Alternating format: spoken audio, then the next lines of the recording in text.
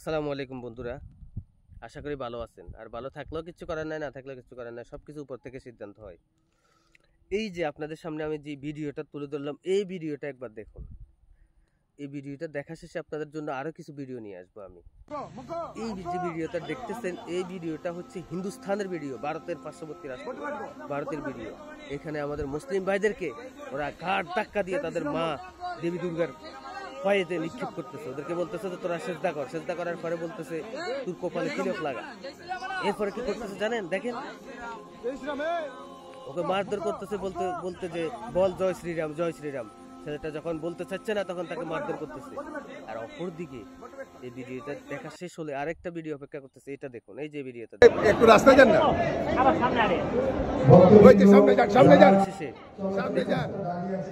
আমাদের দেশের যারা রাজনৈতিক নেতা শুধুমাত্র ক্ষমতা লাভের জন্য তারা কি করতে পারে আর কি করতে না পারে দেখেন।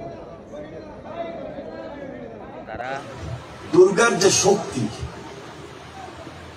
অসুরকে বিদায় করার জন্য এবং ত্যাগ করে দেওয়ার জন্য, দমন করে দেওয়ার জন্য এই শক্তি বিশালভাবে কাজ করে।